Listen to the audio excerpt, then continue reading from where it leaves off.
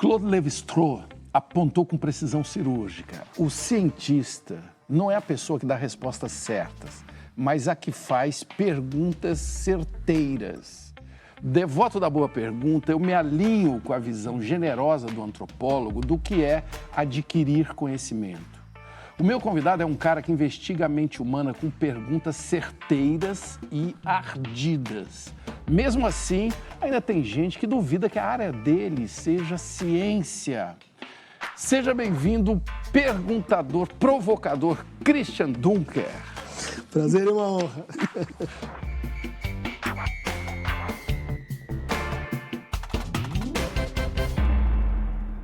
Este daqui é o Provoca no ar para todo o Brasil, pela TV Cultura e emissoras afiliadas e também pelas telas das plataformas digitais no app Cultura Play ou em versão podcast no seu tocador preferido. Ô, Christian, eu quero começar deixando você se apresentar do jeito que você achar melhor. Quem é você e o que você faz? Eu escuto pessoas, né? Tento mitigar, assim, o sofrimento delas. Nas horas vagas, estudo, escrevo, especulo. Nas horas mais intensas, tenho uma esposa linda, Ana Cristina, e 2 filhos, Matias e Natália. E na arte da psicanálise, da filosofia, da psicopatologia, inventei aí uma bagunça, né? De conversar com as pessoas onde quer que elas estejam. E sou palmeirense praticante. Oportunidade para o Palmeiras. 41-0-0, Palmeiras Santos. Ademir direto para gol! Gol! Gol! Ademir! Essa sua tarefa, talvez seja a tarefa que eu mais me interesse hoje, escutar. Como escutar? Você pode me dar alguma dica? Olha, para simplificar muito, né? Escutar implica você se despir, né? Você encontrar a sua vulnerabilidade e para sair de si e falar a língua do outro, né? Primeiro passo. Mas se você consegue se colocar no ponto de vista do outro, que já é um começo, o segundo passo é que o outro não é um ponto de vista. O outro não é um ponto geométrico. O outro tem nele coisas que ele desconhece, obscuridades, monstros, fadas. O outro tem o outro no outro. Qualidade? Eu me julgo autêntico. Isso é qualidade. Defeito? Eu sou muito impulsivo, muito temperamental. E com muita frequência me arrependo do que faço.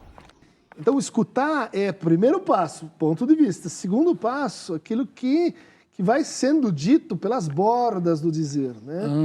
Bom, aquilo tem que te afetar, mas aonde? Na tua cognição, no seu juízo? Não, tem que te afetar mais além do seu eu, mais além do seu julgamento, que você acha e tal.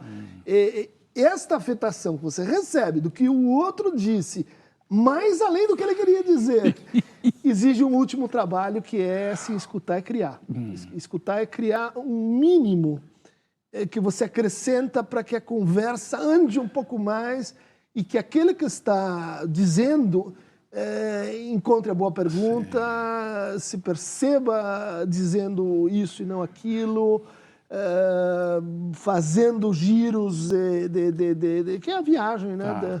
Da descoberta, da conversa, discurso, né? Será que eu poderia ser psicanalista ou não seria uma boa ideia? Todas as chances. Quando você fez o repórter Varela, aquilo era psicanálise a céu aberto. Porque tinha todos os ingredientes, né? É uma encenação, é um teatro.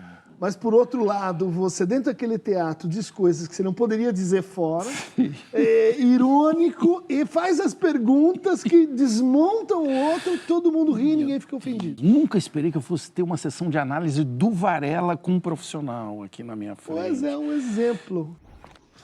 O presente atrasado do seu aniversário. Muito bem. Senhor... Aqui. Sou eu, por favor, deputado. É um presente do repórter Ernesto Varela. O senhor pode comer, que eu garanto que não está envenenado. Tá bom? psicanálise é coisa de rico? Olha, o Brasil tem sido uma experiência assim, de interesse mundial, né? Porque em vários países do mundo, por exemplo, na Alemanha, né, você tem a psicanálise financiada pelo Estado, né, pelo SUS deles. Tá. Só que as filas são imensas, porque o training, a formação do psicanalista é muito cara, e resultado, a psicanálise não chega assim para as pessoas, né? O Brasil tem uma peculiaridade que é cursos de psicologia aos montes. Isso. E a psicologia no Brasil, ao contrário do resto do mundo, ela é um curso habilitante. Você termina o curso, pode abrir o seu consultório. Disso resultou uma cultura que começou, não, mas eu quero estudar mais, eu quero aperfeiçoar e tal. Então, temos historicamente muitos psicanalistas, né? E isso gerou, vamos dizer assim, de 15, 20 anos para cá, rompimento de uma barreira, né? Então, você tem psicanalistas que cobram preços acessíveis, Sim. Capilarizados pelo Brasil afora, no SUS, no sistema hospitalar, no sistema judiciário, e que oferecem, né? Muita gente diz assim, não, mas isso não pode ser psicanálise, porque não é 5 vezes por semana. Sim. Mas a gente diz, mas o que você tem aqui é Freud, o pessoal estudando psicanálise. Então, é um experimento, né? Por um lado, tem gente que diz, não é a psicanálise tal qual. Por outro, tem gente que diz assim, a psicanálise está viva no Brasil. Se minha vida é errada, ninguém tem nada com isso. Eu posso fazer o que quero, eu posso dizer o que penso, não tem ninguém que mande em mim. Não vai ser você. O que é uma sessão de psicanálise? A sessão de psicanálise é você começar pela sala de espera, em que você tem que condensar qual é a pergunta que você tem, se não da sua vida, daquele momento. Daí você entra, dá aquele frio na barriga e vem um silêncio. E nesse silêncio você está como uma tela branca, assim, como um livro que, tipo assim, por onde começa a sua vida? E aí a pessoa escolhe, ela escolhe um começo para a viagem, e é uma viagem em que a gente não sabe onde vai dar, em que os vacilos contam muito, em que as pausas podem decidir tudo, e que a gente fica assim, como o Sancho Panza, dizendo, meu cavaleiro, escute um pouco o que o senhor acabou de dizer, que tal virar um pouco para cá e evitar assim Dulcinea e os dragões feitos de moinhos de vento. Look, Sancho! What did I tell you? They're advancing! A great army on the march!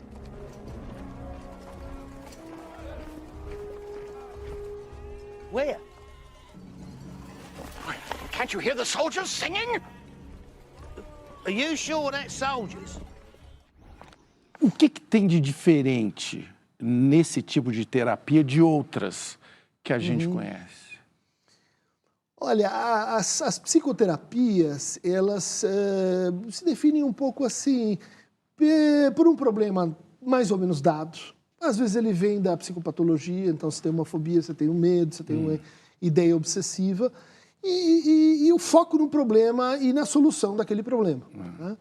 A psicanálise, ela não deixa de fazer isso, mas ela vai fazer uma espécie assim de meta-pergunta. Tá? Ou seja, além desse problema que você consegue nomear, que você consegue ver, que você consegue identificar, será que não há um universo, né, maior que fez você escolher essa pergunta e não outras? É igual quando a gente procura um médico e acaba descobrindo outras doenças que ele não queria achar. Isso. É mais ou menos assim, eu quero mudar esse friso que não está muito bem no meu carro e você sai com outro carro. Você sai com outro carro, você percebe que a lataria está toda amassada. Exatamente. Que coisa difícil. Nós ampliamos problemas antes de resolvê-los.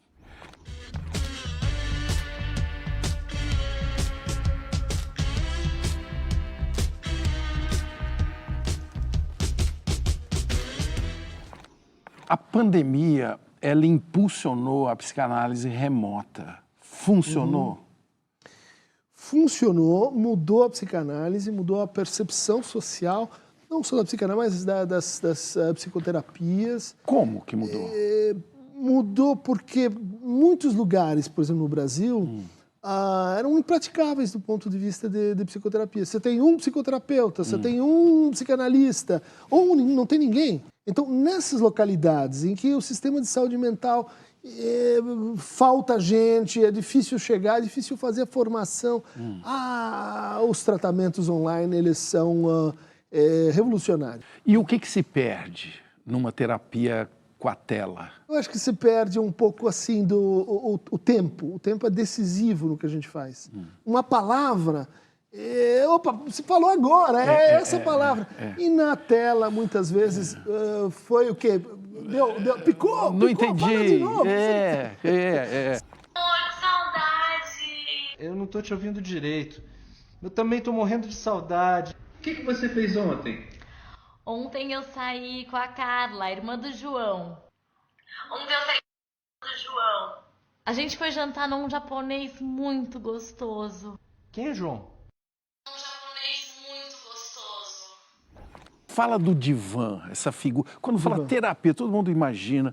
O divã ainda está na moda? Bom, o divã é um instrumento assim da psicanálise, outras formas de psicoterapia eventualmente usam, né, para relaxamento e tal, mas divã é psicanálise. Né? Qual é a função dele nesse cenário? Olha, no começo, Freud dizia assim, é um resquício da época em que eu praticava hipnotismo.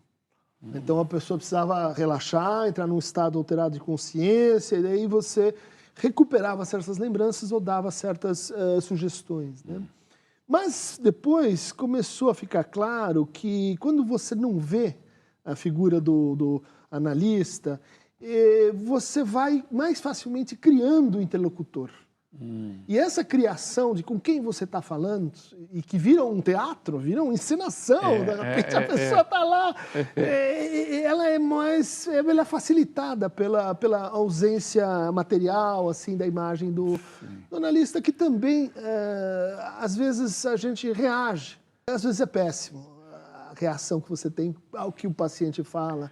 Reage então, assim, cara a cara. Faz uma cara decepcionada ou alegre demais. Você gera um viés na narrativa. Você gera um viés que altera aquilo que você mais finamente quer escutar e que não tem que ver com a sua reação, entende? Se você gosta ou não, tem que ver com o mundo daquela pessoa.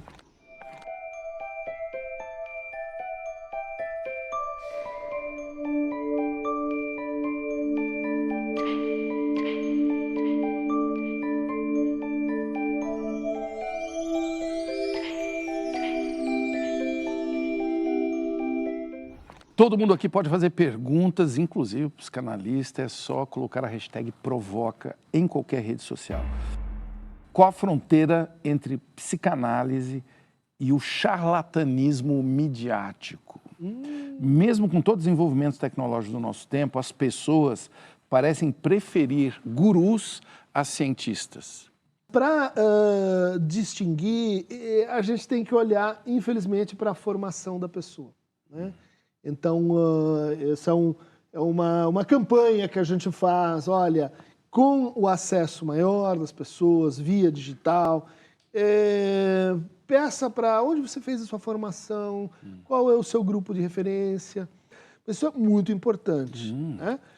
Segundo ponto é, assim, começou a se meter na sua vida, dizer o que fazer, não fazer, opinar, levanta o sinal amarelo. Né?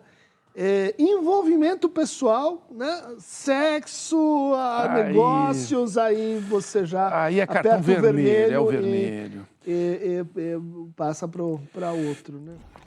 Esta é a sua última chance. Depois disto não haverá retorno. Se tomar a pílula azul, fim da história. Vai acordar em sua cama e acreditar no que você quiser. Se tomar a pílula vermelha, fica no País das Maravilhas. E eu vou mostrar até onde vai a toca do coelho. Aliás, a gente vive, né, hoje, uma situação chamamos o quê? De epidemia de saúde mental?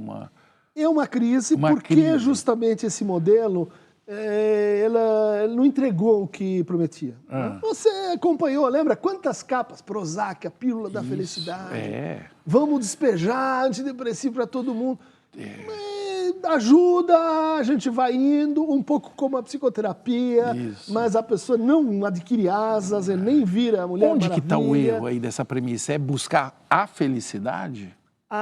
Faltou muito, né, o desenvolvimento de uma cultura do cuidado de si. Né? A gente faça esporte, açúcar não, acaba com o sal, vai à academia. Ovo pode, ovo não pode. E quanto à alma, o que é? E aí? O que você falava era basicamente, faça exercícios e coma bem. Coma bem. E a tua alma, como é que você cuida de você mesmo? Como? Observar seus sonhos, ver as coisas de perto e de longe, olhar de frente para os seus fantasmas, decompor ideias, a ideia de análise, né? Você decompor as suas cadeias de pensamento, olhar as estrelas, sentir-se pequeno, olhar as formigas, sentir-se grande. São inúmeros, e vários que a psicanálise não faz, mas muitos que ela absorveu. Né? Rapaz, eu acho que eu tô com problemas mesmo. Essa semana eu olhei para as formigas e me senti pequeno.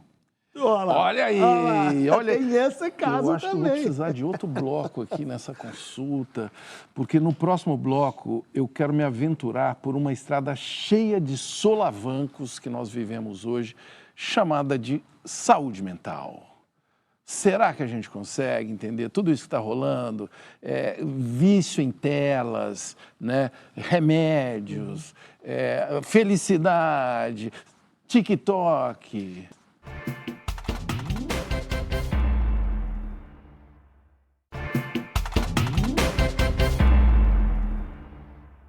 Dois 2.500 anos atrás, vejam só, 2 milênios e meio atrás, o filósofo Platão criou uma historinha onde uma galera estava presa numa caverna e pensava que a realidade se resumia às sombras do que acontecia lá fora e eram projetadas mal e porcamente no fundo da caverna.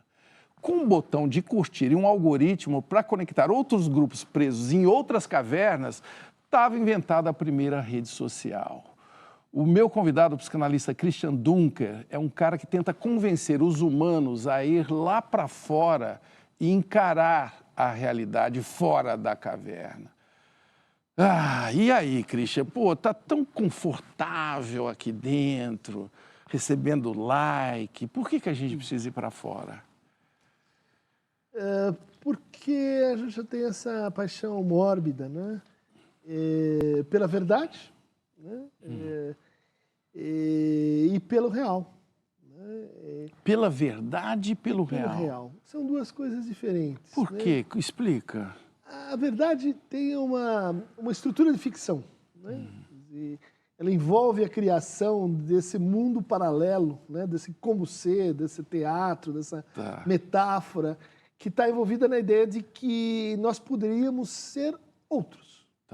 Outros dentro da própria vida, nossa infância, nossa velhice, outros, aqueles com quem a gente vive, e que as coisas mesmas, os nossos destinos, podiam ser outros. E quem que determina o que é a verdade?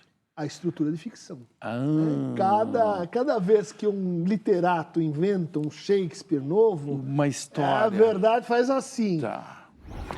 A vida é apenas uma sombra que caminha. Um pobre ator que gagueja e vacila sua hora sobre o palco e depois nunca mais se ouve. É uma história contada por um idiota, cheia de som e fúria, significando nada. E a realidade?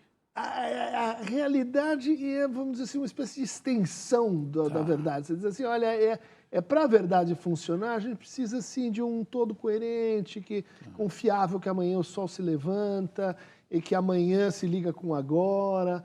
Mas o nosso problema não é com a realidade é meio assim, disparatada. Né? Qual é o nosso problema? O nosso problema é que falta alguma coisa na realidade. Então tem um a mais, que é a verdade, né? E tem um a menos, que é essa sensação de que estão escondendo alguma coisa. E esse que está faltando, né, é em parte uma ilusão perspectiva, mas em parte é para que a gente aguente a realidade. Né? Porque se a gente fosse olhar para ela de frente, como dizia o Platão, vai doer o olho. Vai ser insuportável. Vai ser insuportável, vai ser assim... Eu não vou enxergar, inclusive, direito, porque eu estou acostumado com as sombras. Né? Agora, as histórias são fascinantes. Você falou do Shakespeare. É um cara que até hoje é o cara que, enfim, nos disse, né, nos colocou diante da tragédia, do amor, da paixão, etc. e tal. Como dosar, cair numa história ou aprender com ela? Tem uma dosagem aí? Tem uma dosagem que tem que ver com isso que você estava levantando, né? Quanto de verdade se aguenta? Ah, não, deixa comigo, fala comigo, filhão, eu sou seu amigo. É verdade? Então, pai, estou fumando maconha. Maconha não! É muita verdade agora que você está descarregando em mim. É muita verdade. O que você tem a dizer para um pai que está te ouvindo falar isso, assim, e lembrou de uma situação que ele recebeu, um pai ou uma mãe, que recebeu uma verdade insuportável do filho? Então, isso tem que ver com saúde mental, isso tem que ver com ter alguma noção sobre sua própria loucura. Né? A sua própria? A sua própria loucura. Né? Diferente das, sei lá, doenças mentais, psicose, a loucura é uma condição humana. Se você tirar a loucura do ser humano, ele é outra coisa, é outro espécime. Ele é o quê? Talvez um animal, talvez um unicórnio, não sei. Eu disse pra você calar a sua boca e não falar comigo antes que eu enfie a porrada de você! Cala a sua boca! Pai! A maconha era minha. Pode colocar aí, doutor delegado. A maconha era minha. A gente precisa de mais respeito com a verdade. Né? E aceitar a própria loucura. Aceitar a própria loucura é condição de quanto de verdade se aguenta. Estão me olhando por quê? Eu sou normal! Existe muita gente que trabalha com uma palavra que eu amo dizer, que é medo. Qual a importância do medo na nossa vida? O medo é essencial. Se você não tiver medo, você está perdido. Né? O medo já se mostrou, assim, pesquisas científicas indicaram que tem uma certa relação obtusa entre fobia e inteligência. Pessoas que têm muito medo são mais inteligentes. Qual que é a teoria por trás? Né? O medo é correlato de um outro afeto, que seria ódio, ou seja, eu recuo se eu tenho medo e eu ataco se eu tenho raiva. O estado de medo, ele evoca, né, essa inteligência de enfrentamento, mas, depois de certo ponto, ele convida ao emburrecimento. Porque a pessoa diz assim, eu não consigo enfrentar o meu medo, atravessar meu medo com os recursos que eu tenho. Eu preciso de alguém me manda, alguém que eu obedeço, e daí pronto, ufa. Estou livre do medo, virei um servo. Né? De alguém ou de uma ideia. Alguém, uma instituição. Você falou de ciência. Eu quero mostrar um livro que eu achei de uma delicadeza, né, para responder a alguém que disse que psicanálise é uma pseudociência. E aí você foi lá e escreveu, ciência pouca é bobagem. E eu estou falando de uma polêmica conhecida, né, que a Natália Pasternak, uma bióloga, e o seu marido, Carlos Orsi, um jornalista, disseram isso.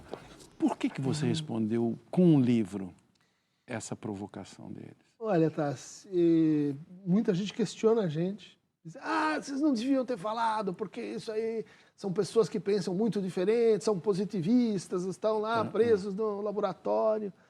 A gente acha que o momento ele demanda uma melhor percepção social do que é ciência.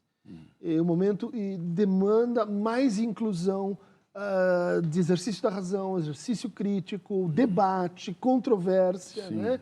Que não seja treta, que não seja a lacração. Treta de internet, Exatamente, ou seja, é uma lição em relação a vamos tornar a conversa mais longa? Tá. E conversa mais longa é livro, não é post, não é Twitter, é livro, depois tese, artigo, essa é conversa da ciência. O que é ciência? A ciência é uma das mais notáveis formas de exercício da razão humana, mas não é a única. Esse é um dos pontos do livro. Não é a única. A ciência neutra, por exemplo? Então, esse é um dos maiores preconceitos ignorantes sobre como se faz ciência. Ou seja, essa ideia de que é um conhecimento angelical, ela tem que ver com o quê? Com obedece aí.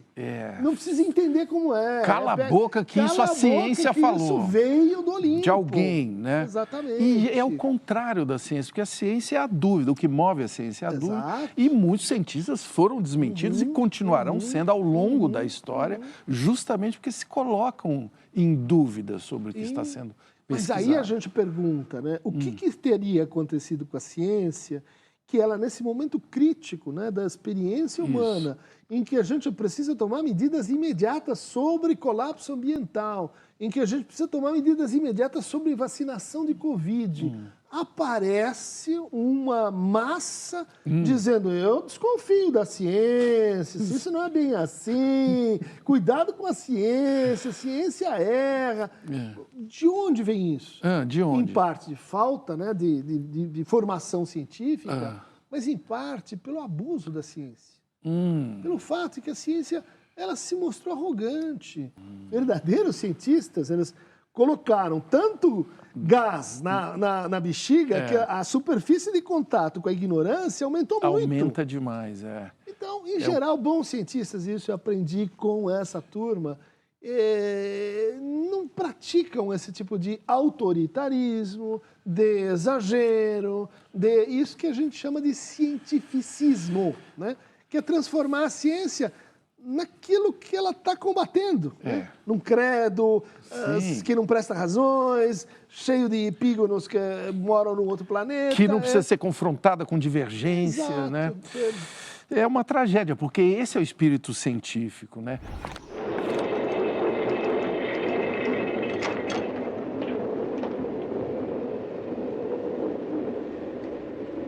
Vejam, está se mexendo. Está vivo. Está vivo. Está vivo, está se mexendo. Está vivo. Está vivo. Está vivo. Está vivo. Agora, você descreve assim a cara de todos nós que ficamos ali grudados no telefone. Pequeno sorriso anódino e olhar opaco, cujo brilho parece ter sido raptado pela tela. E aí você descreve essa expressão abobada como facies hipocrática. Facies hipocrática era um dos fenômenos levantados pelo Hipócrates para dizer que a medicina podia ser uma ciência. Ou seja, observando bem as doenças, a gente percebe que elas são como estações do ano, né? Elas vão primavera, verão, inverno, e tem um momento em que a gente deve agir. Nesse momento, vale o minimax. O mínimo que você fizer, o máximo de efeito. Só que faz parte dessa concepção do que é uma doença, entender que existem certos sinais que acontecem na cara da pessoa quando ela vai morrer. A própria expressão. A própria expressão, né? Que é o que? Observação clínica. Né? No fundo, ele estava vendo perda de irrigação sanguínea, alteração de globo ocular. Ele estava percebendo isso e vendo que as pessoas, antes de morrer, fazem essa cara.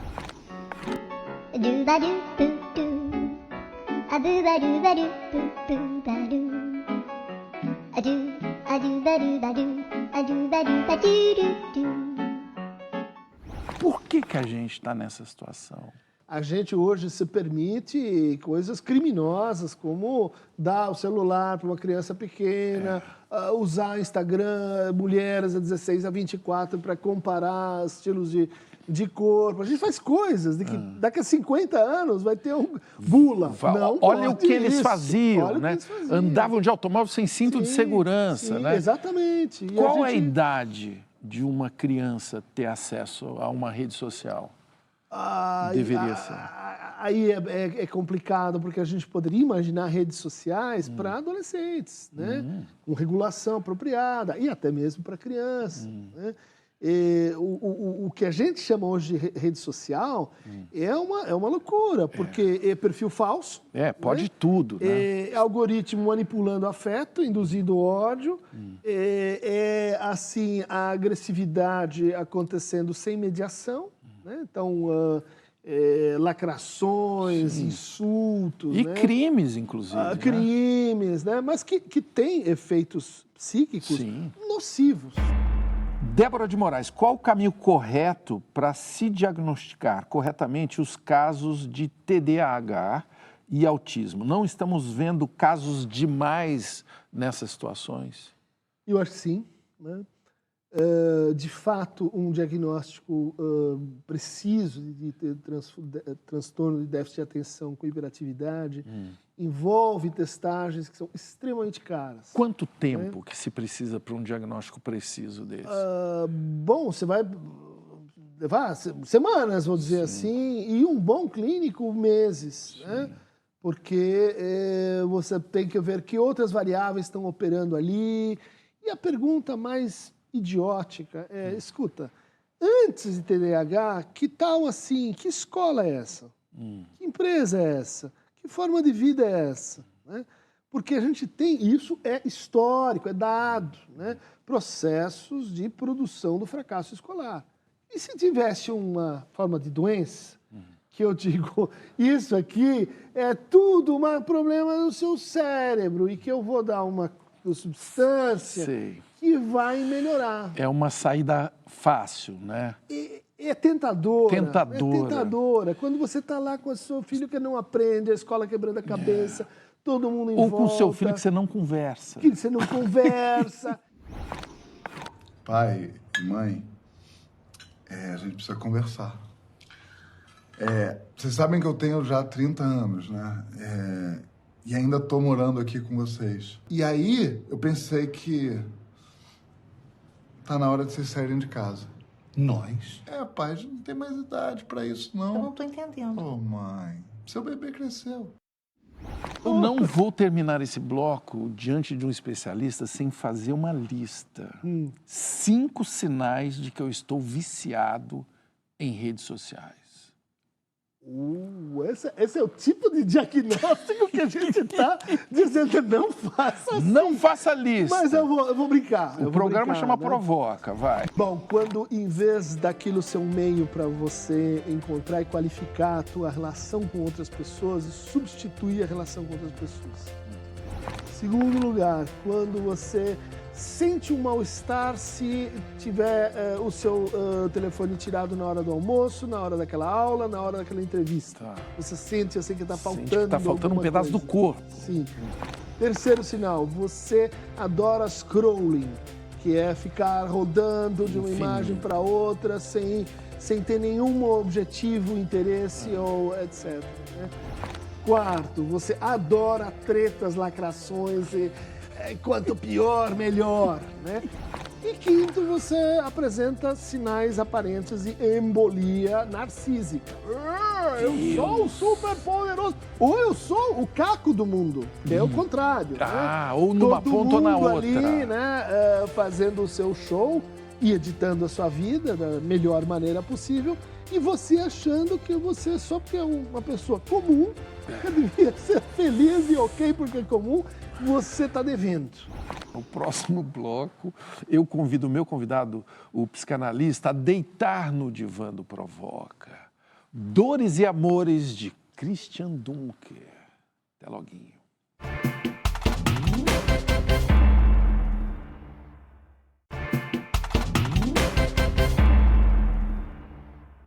O poeta João Cabral de Melo Neto descreve o amor como um bicho faminto. Ele diz assim: o amor comeu meu nome, minha identidade, meu retrato. O amor comeu minha paz e minha guerra, meu dia e minha noite. Comeu meu silêncio, minha dor de cabeça e o medo da morte. No livro A Arte de Amar, uma anatomia de afetos, emoções e sentimentos, o psicanalista Christian Dunker encara esse bicho comilão. E aí, Christian, essa descrição do João Cabral se alinha com a sua de amor? Totalmente. Totalmente mais além do, vamos dizer assim, do conteúdo descritivo, né? Porque uma ideia aí é de que o amor é um pouco, assim, um ponto indeterminado, né? Que ele é composto de outras coisas, que ele vai comendo, vai traduzindo, vai incorporando, e que ele é um pouco, assim, um ponto perspectivo. Né? É um ponto assim... Que está lá na frente. Que está lá na frente. Ele não é só assim, a experiência imediata e atual de simpatia, atração ou afinidade. Ele é uma espécie de dobra, né, para o futuro e de reinvenção do passado. Né? Eu quero ser o que você é, ver o que você vê, amar o que você ama. Mina... Para ficar comigo, você deve morrer na sua vida verdadeira e renascer na minha. Eu gosto da ideia, assim, de que sobretudo, encontro, né? Mas o encontro que deixa uma pergunta, que é assim, qual é o nome disso? Né? Do que isso é feito? Né? Qual é a matéria-prima que está em jogo aqui? E para descobrir isso... a gente tem que fazer alguma coisa. O quê? Alguns vão fazer poesia e nem sempre poesia muito boa, mas eles vão fazer. Outros vão viajar o mundo, ter filhos, comprar casas, começar uma conversa que, no fundo, é essa espécie de pesquisa sobre do que estamos falando. Que pode durar décadas. Quanto mais, melhor, mas uma ideia do livro é que ela termina. Essa conversa, ela não é a mesma. Assim, ela termina e, se você der sorte ou azar, ou não tiver muita outra escolha, ela recomeça com a mesma pessoa. E o que tem que fazer para embarcar numa dessa? Escuta, né? Hoje a gente tem uma rarefação, né? Cadê o amor e tal? Sexo está aí na baciada, o desejo também a gente empreita, mas o amor está meio rarefeito, porque o amor, ele depende de palavras e de você escutar que naquilo está acontecendo algo além de tem pão na geladeira. O amor, ele é vamos dizer assim, um trabalho, um projeto, uma viagem, se você quiser, em que você vai descobrindo o que significa amar. Você já descobriu? Você vai descobrindo, né? Claro, eu descobri quando eu pedi a minha esposa em casamento. Eu estava extremamente nervoso. Você lembra do dia, da luz? Onde era? É um restaurante francês que... era assim, tudo que eu demorei alguns meses para economizar e tal. Mas tem uma coisa que eu não suporto na vida, eu não consigo. Sabe aquela neurose infantil que foi ficando, que chama-se couve-flor? Couve-flor? Couve-flor não dá. Para mim, pêssego em caldo e couve-flor não dá. E eu estava tão nervoso, restaurante francês, chegou o cardápio. Puta, o que eu vou pedir? Vai essa! E veio a couve. E daí o cara veio com aquela, sabe, com aquele... E pra você, couve-flor. Mãe, compra brócolis. Não, filho, tem em casa. Ah, mas umzinho, vai. Não, eu já falei. Mãe, por favor, mãe, compra brócolis. Eu quero brócolis, mãe. Essa criança provavelmente não existe. Toma esse rabanete e fica quieto. Mãe, posso pegar uma chicória? Esse momento de reconhecimento do amor, qual a importância dele? Você colocou um ponto muito, muito importante, porque é frequente que o vão, né, do amor abra. Sim. E as pessoas não percebem. Né? E as pessoas transformam aquilo... porque uma tese do livro é que o que a gente chama de amor é um compósito, né? Entre eros, erotismo, filia, amizade, ágape, o amor aos deuses, storge, que é o amor familiar e tal. E quando se abre um momento em que essas coisas se misturam, né, porque essa ideia do que a gente chama correntemente de amor, é muito frequente que as pessoas digam, não, mas eu prefiro amizade. Mas eu prefiro ver aqui um companheirismo. Que são formas de amor. Né? São formas... não é que a pessoa está recusando o amor. Sim, mas ela está recusando a mistura. Completo, ele está abraçar o prato todo. Exatamente. Né? Né? E aí ela vai ter só uma parte. Isso. Porque para você chegar no amor, geralmente tem ali aquela antessala. Né? Claro. Que é custosa, que as pessoas não querem perder. Vamos falar dele, então, o sexo. Qual a importância dele no amor? Decisivo. Né? Quando a gente fala de amor, é sempre uma espécie de corrente intersubjetiva que passa por... bom, isso que eu não sei nomear, que eu estou sentindo, borboletas e companhia, mas passa por emoções. Né? Quer dizer, quem ama, odeia. Você não brigou, mandou... Não está rolando. Não está rolando. Você tem que ser capaz de, pelo menos uma vez, brigar para valer. E dizer, tem uma coisa mais forte que me faz voltar à cena do crime. Chama-se amor. Né? O amor reconstrói. Né? O amor é aquilo que, de certa forma, a gente espera depois do sexo. E aí?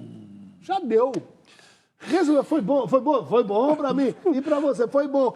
E o que mais? E agora? É agora. Essa é a hora. Né? Porque ele é uma espécie, assim, de... embreagem, né, de óleo para a segunda rodada, né?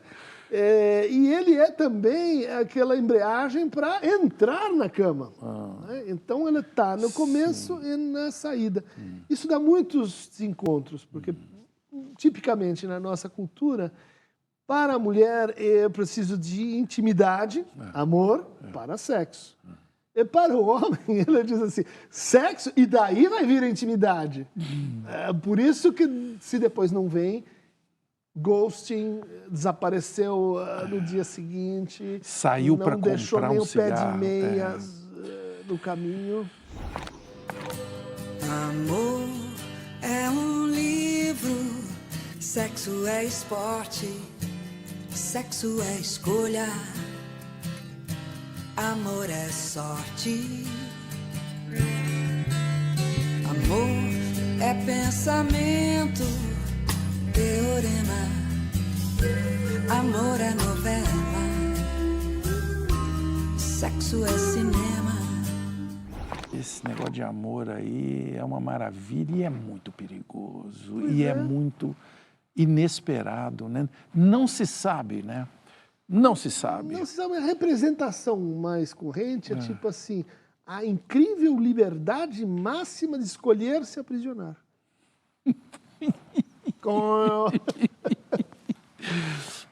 Me fala uma coisa, a sua casa, eu tenho muita curiosidade, uma família de alemães, como que eles vieram parar no Brasil? Que língua que se falava nessa casa? Essa pergunta vai precisar de outro programa. Na minha casa, meu pai queria que fosse o alemão, só que minha mãe falava um alemão ruim. Então, já se falou que não era. Mas daí, meu pai falava com meu tio e minha avó alemão, e minha avó falava com o meu segundo avô e o resto da família inglês. E as crianças ficam lá no chiqueirinho e não se metam com essa adulta. Crianças que não abram a boca. Que não abram a boca. Então, isso causou um certo sequelamento linguístico. Fui estudar Lacan e tem um sotaque que todo mundo diz, que é esse negócio aí? Mas minha casa é uma coisa que me traz muito, assim, um sentimento de realização, porque a gente queria que fosse uma casa aberta, né? E que fosse uma casa em que meus alunos, os alunos do meu filho, da minha esposa, que tem uma escola, que qualquer um pudesse chegar e se sentir em casa. E as pessoas dizem, você vai na casa do Cris a primeira vez, ela te recebe com cerveja e uísque, e na segunda você ganha a chave. Sim. É uma casa que tem 2 gatos, 2 tartarugas, 3 galinhas, em São Paulo. E não sei se estou esquecendo de alguém. Muitos bichos, né? muita bagunça, muitos livros, né? Muito videogame, muita música. É uma casa em ritmo, assim, às vezes um pouco exaustivo, né? Sim. De gente circulando. Eu não quero eles na minha casa porque eu não tenho estrutura para receber. Eu tenho preguiça de fazer café para eles, de buscar água. E visita incomoda. Eu tenho que contar para eles que antes da psicanálise você explorou outros mundos curiosos, trabalhou no McDonald's. Sim, da Barão de Tapetininga, lá do Centrão. Meia-noite. O que você aprendeu ali, que você levou para a psicanálise? Cara, ali foi um primeiro encontro com uma diversidade assim, cultural, racial e tal, foi quando eu entrei na psicologia da USP, que já era muito diferente do meu colégio. Mas ali era um pessoal que ia do Centrão para a periferia, que tinha um lance com o ônibus, perdeu o ônibus, você estava ferrado porque não voltava para casa. E eu aprendi um outro tipo assim de solidariedade que não é fofinha. Que não é... Como que é? Que é assim, cara, tá chovendo, você tem que descer o lixo, você tá ferrado, cara. Você é o fechador, vai lá, busca as porras dos negócios e não chora, tá vendo? O seu... eles perceberam que eu, enfim, tinha uma outra formação, seu metido a riquinho. Então, porrada, né? E daí eu fui promovido para chapeiro. E daí comecei lá a fazer a chapa e tal, e acho que são 6 burgers, você monta ao mesmo tempo e tal. E eu sou grande. Aquela loja não comporta um cara 1,87. E daí um dia você põe a chapa assim e vai pondo os negócios em cima. E daí eu apoiei as minhas nádegas na chapa. E ela fez assim. E os burgers foram saindo pelo ar. E parou a loja. Quando para a loja, que alguém fez uma burrada feia, assim, né? Todo mundo olhando. Todo mundo sujo de alface, molho especial. Daí eu falei, agora todo mundo vai, assim, se divertir, né? Com o riquinho se ferrando. Cada um foi em silêncio. Pegou na minha mão. Tá tudo bem, Cris. Naquela hora eu vi que o negócio de ficar junto é quando você precisa. Na hora que dá ruim, na né? hora que dá ruim, não o resto. Você tem que, assim, né, ter uma certa rudeza, um certo espírito de pegada que tudo bem também. Porque o Super Mario foi pro psiquiatra. Porque ele tava numa fase muito difícil. Última chance de perguntas aqui. Denise dos Santos, é possível ser feliz sem nos deitarmos no divã? É possível, plenamente possível. E acho que tem muitas pessoas que serão mais felizes se não deitarem no divã. Ou seja, não é uma regra, não é necessário. É mais uma relação com a verdade do que com a felicidade. Né? Como a gente falou aqui, né? Várias vezes...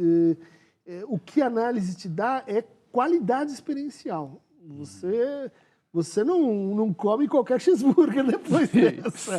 Você quer mais, né? Especialmente depois que os sintomas dão uma trégua, que as inibições dão uma acalmada. Você fica mais exigente. Você fica ganancioso. Ganancioso do quê? Ganancioso com os nossos índios, né? Os tupinambás, eles eram gananciosos com nomes e a alma do outro.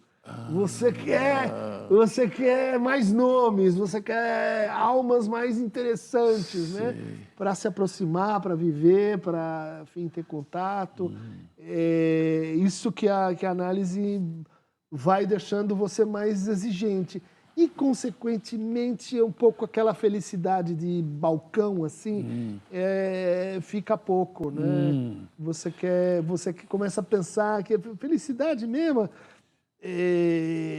quando você começa a se interessar pela felicidade do outro.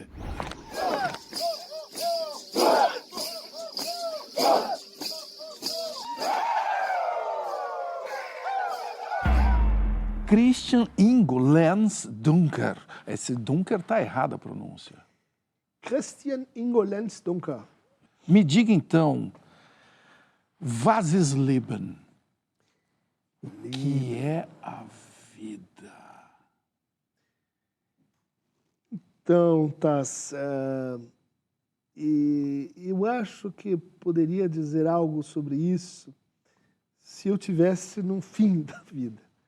A vida é uma viagem, né? A vida é um rio, a vida é um discurso, a vida é um passeio, né? Mas a vida é, sobretudo, tempo, né?